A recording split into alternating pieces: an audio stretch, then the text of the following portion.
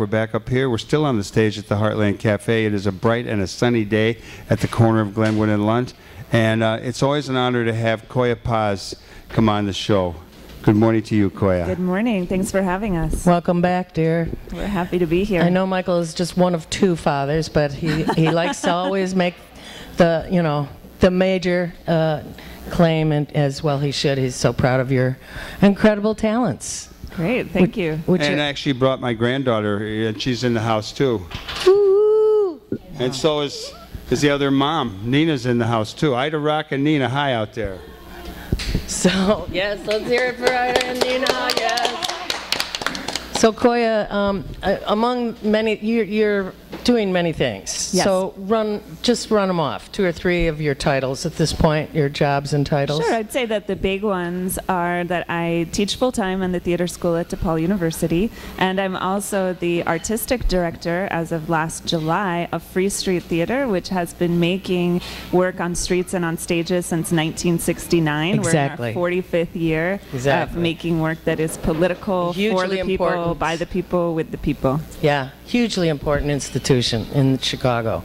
Yeah, Always. it is what we call a legacy institution. And Absolutely. So there's something very intimidating about stepping into that role. I wasn't even born when Free Street started doing work. I think Michael knows more about the early years of I Free just Street. remember them coming into the neighborhood, war on poverty stuff, and they had this truck that would or a trailer that would flip up, and there was a stage. They were great. They were the first like that. I remember it very well as a 19 and 20-year-old. Yeah, so, there's a great Terkel, there's a documentary that Studs Terkel narrates about Free Street's work, and I just watch it with fascination, trying to get a grip on it. So part of what the board has charged me with is thinking about how we can have a return to mission, to think about what is the 2014 version of that truck going out into community. How do you make theater that really feels like it is speaking to the current moment, and not just speaking about it, but really trying to loop in the people most affected by the issues that you want to talk about.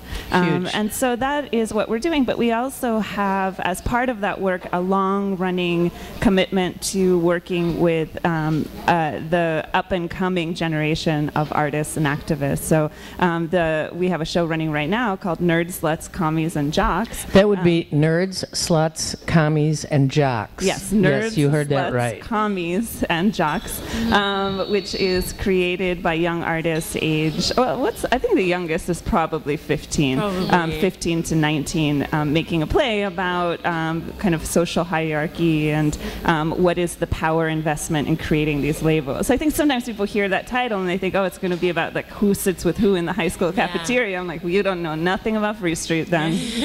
Well, what is it about?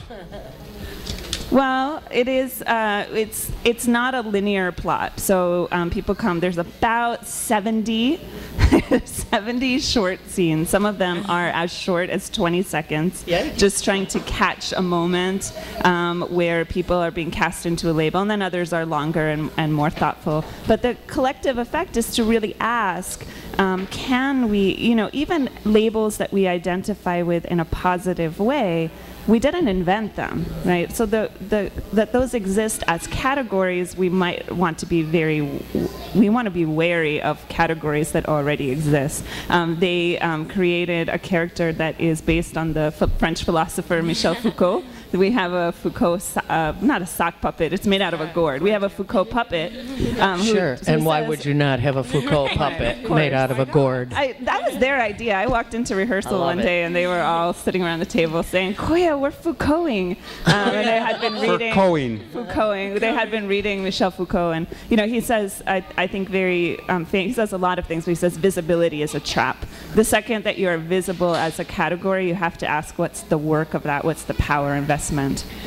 Geez, well, all of you who are in the radio audience cannot appreciate that we're looking at 3 beautiful young women who have joined Coya up here, who are part of this wonderful work of art. Again, it's called Nerds, Sluts, Commies, and Jocks. Michael fits all 3 of those, all 4 of those. I was going to say I'd go with the commie and the jock part. Well, let's include You just called me a nerd, and now I'm a slut. Okay. Wow. It's not news. Anyway, Welcome. And how did you gals, where do you hail from? Wait, Okay. we've got names here. We've got Francis Herrera Lynn, we've got Lauriana Martinez, and Yvonne Coleman. Did I do that right? Yes, ma'am. Cool. Yeah, Come ma'am. on, talk into the mic when you tell us where you're from in Chicago and how you found Coya's Bunch, how you hooked up. Go ahead. All right. Get up close. So my name is Francis Herrera Lim, and right now I'm living in Rogers Park, but I guess I'd hail from the Philippines. And I'm from DePaul University, Okay, and I'm a sophomore there. cool. Where'd you go to high school? I went to Highland Park High School. All right. Lauriana. Yes. Hi, I'm Loriana. Okay, thank you. Let's see. I'm from like Hermosa or like Humboldt Park area. Okay, great. Yep. And are you in high school or college? Yeah, I'm a junior in high school. Which one? Walter Payton College Prep. Peyton. All right. Okay, I'm Yvonne Coleman. Hi, Yvonne. And hi, I'm about to graduate actually from Lincoln Park High School. Yeah, I love and ya. I found Coya. Actually, I was in Free Street a few summers ago, and then I did the year-round program, and Coya was a director, and so that was last year, and so I was like, I want to come back because I loved working with the whole program and the whole Excellent. ensemble. So last night was opening night. I hear you've got something that you might do here on the program. Is that the case? Sure, yeah. Do we need to do anything special with the microphone? They already took the swear words out. That's good. Well, if not, there's 7 seconds. Somebody has to do something about it. but- Good luck, Nolan. So should we do anything or just let you go? I guess, yeah, for the introduction, this is a spoken word piece that Yvonne wrote. Yeah, it's called Containment. It's called Containment. Containment. Okay. Ready?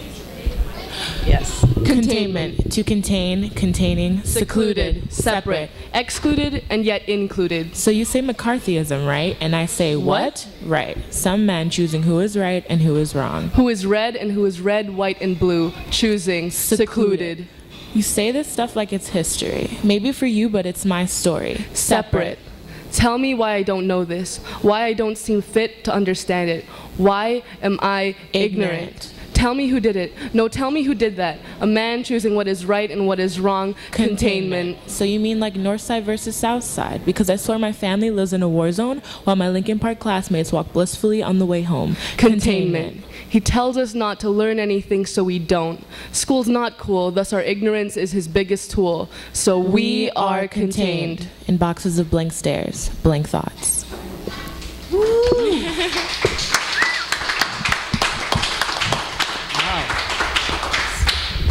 So there are 90 of those.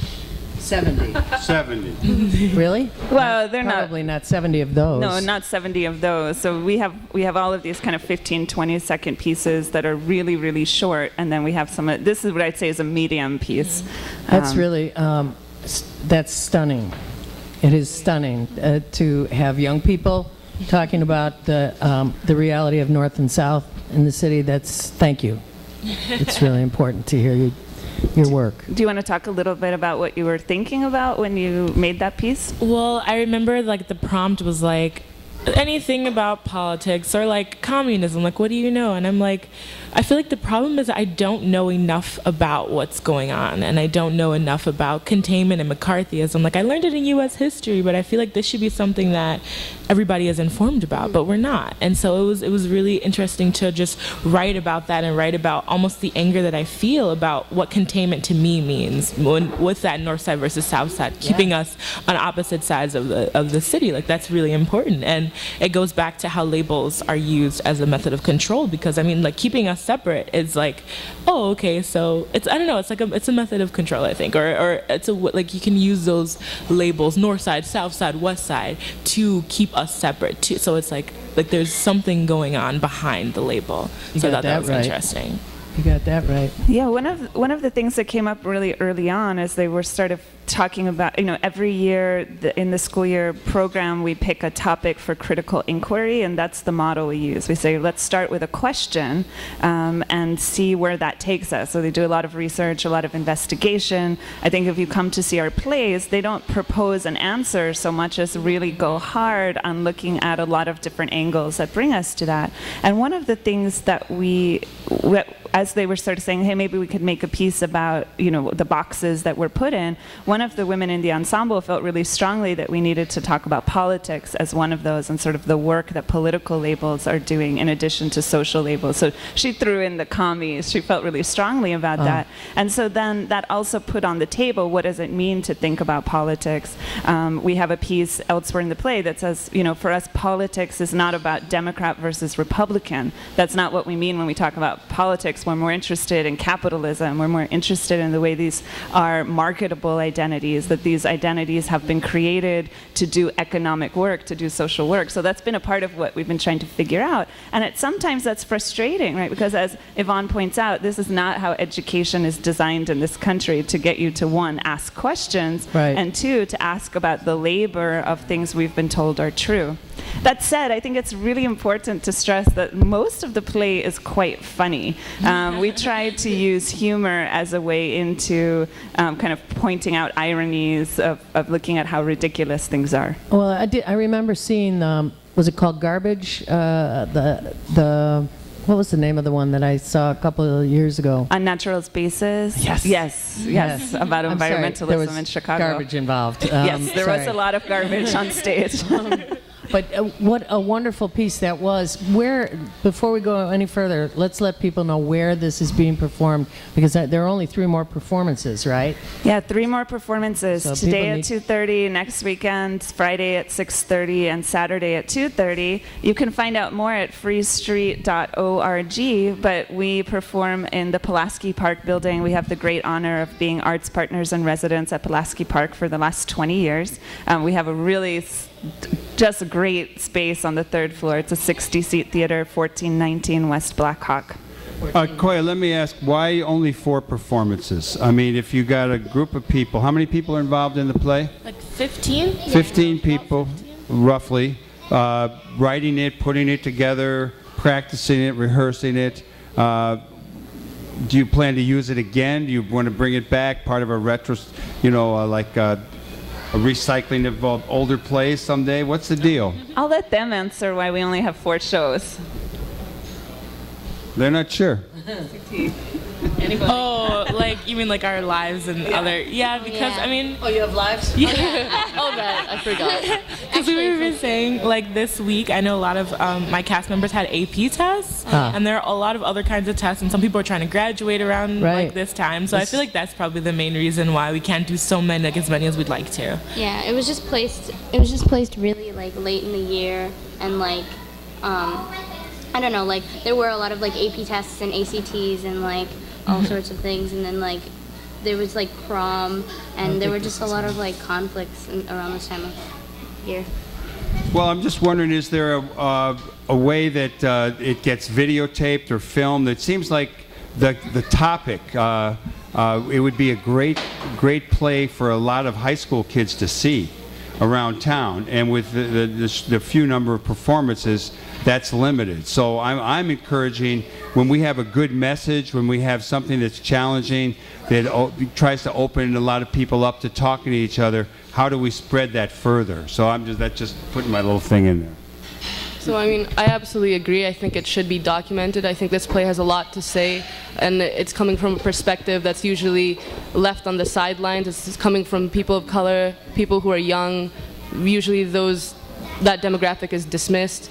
So I think, yes, we would want to film this play. We would like to document it, but I think it's just very important to emphasize that it is something that's very special to see in person, to see these people voicing their opinions that are usually put on the sidelines, and really see them leave their heart on the stage. I think that's very important, because just by virtue of the things we're discussing, a lot of things we're discussing, we're not given a space every day to just challenge and reflect on how labels affect us and how labels mold us and how labels try and define us, classify us. So I guess I would just like to emphasize that this play is about a very quiet oppression, and that we're trying to discuss something that's normalized, and every day we dismiss these labels, and I think that's why it would be very important for us to push for live performance. And although it is important to document it, being a theater performance is very important to attend these things.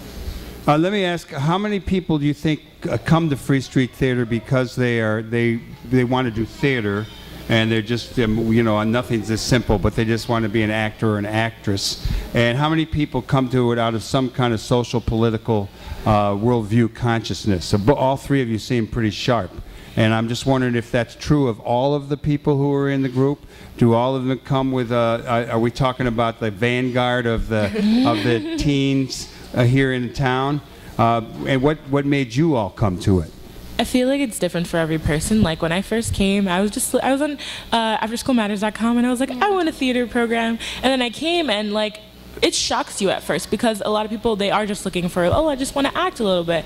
But I feel like once you get to the meat of it, they teach you so much about acting, but in a way that you can also put your voice on the stage, and that's really important. And I know like some people, like Francis, you want to tell your story? Like, yeah, sure. Basically, I'm in the School of Business at DePaul, and I feel like a lot of the time I'm forced to play into and participate in a major that is marketable, that will have economic value. But even though deep down I know that I would like to do something where participate in a space where I have a voice. So I guess theater for me, it's very intertwined. Yes, I really like acting, but at the same time, as a person, I'm Filipino, so it's just like in the acting industry, it's always perpetuated all these stereotypes, and you're only given roles that fit your color. And Free Street created this space that I was very surprised at, where I didn't need to play that role. I'm playing Michel Foucault in the play. So I think like for me to play a dead French philosopher, like how many times can I say that? Yeah. A dead dude for me. Yeah, a dead dude for French philosopher. I like it. That's excellent. Oh, that's the stuff of life. You guys are very fortunate. You guys are very fortunate to be doing this, and we're fortunate that Coya continues to corral and produce talent and make a space for it. It's really a gift, Coya. Thank you. That you give us all. Yeah. Thank you. You got something to say, or just gonna ask you a question? Oh, you can ask a question. Well, I know you. I know that both your mom and your dad and your second dad, all of us have we're kind of a political animals, and so you grew up not only in South America but here in the States with a pretty heavy dose of progressive politics. I'm wondering, you as a teacher at DePaul, are you brought in as a kind of a political theater person, or do you is there any kind of, for lack of a better term, straight non-overtly political theater? What's it like for you as someone who's into drama and theater and performance and writing with views in the world? Well, Is that a question? Sure, yeah.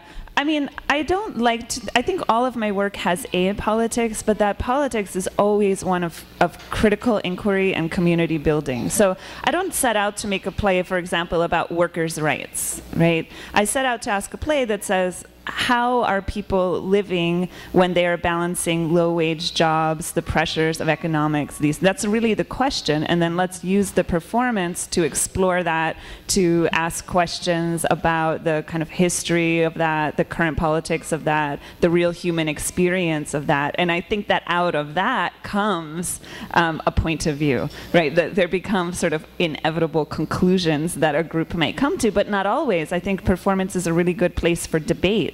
One of the things I try to do a lot in performance is bring people together who don't share the same point of view, so that we can really use the experience for critical dialogue, for being in community when we might not otherwise, right? You get people who want to be in a play, that's their main agenda. They're coming from different political agendas, but they have this task to do together. There's very few environments where that happens, and you're being asked to talk explicitly about what you believe, but you're also being asked to do something together. I think theater is very special in that way.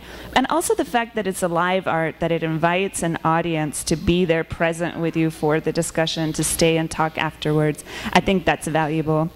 I'm not one of those people who thinks that theater by itself is social change, but what I think it can do is spark dialogue and build community towards social change. It is a part of a larger organizing strategy. So that's where these sort of like my lefty parents and my lefty aunties and all the people who have raised me up I wouldn't let me ever just make a product and believe that that's the work. We wouldn't mess with you know, We wouldn't mess with you. but You had it together at an early age. So DePaul is, they knew what they were getting when they hired me. You know, I'm definitely their community, you know, I teach classes on community engagement, on hip hop theater, which is similarly about kind of getting people together in a room from a urban politics. Let me say that Coya did her dissertation in performance studying on lynching as performance.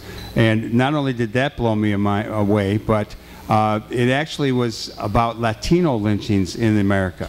And I hadn't really thought much about that. I mean, it's clear that that went on as much as it did in the African American community. It affected a lot of other people too. But so you were into some deep stuff pretty early on. What do you expect? Sure. So the other thing that I want to repeat for people is the times of the performances that are left. One more time. I know one is this afternoon. Yeah, 2:30. 2:30. Right, 2:30, and then next Friday at 7 o'clock, and next Saturday at 2:30. Freestreet.org will help you find that. And then we're launching our summer program, which is going to be, we're going to be going around the city. We've chosen 7 parks across the city, and we're going to reenact the history of those parks. So kind of create live moments. Everything How from cool is that? the big history, right? Some big important political thing happened here, but also this is where someone had their first kiss. This is where someone had a picnic with their family, right? We're trying to really combat erasure as the city is changing, right? To remember the history of it. We'll be working on that. And then we're bringing back our show Dope that we did last year, 420 stories about pot, prisons, parents, and people. Parents are not people. Can you give in this framework. any advance notice on what parks are going to be so honored? We can't, because that is a partnership with the Park District, so that information goes live May 15th. So you don't I'm not allowed to leak it. No leaks, even with the familial connection.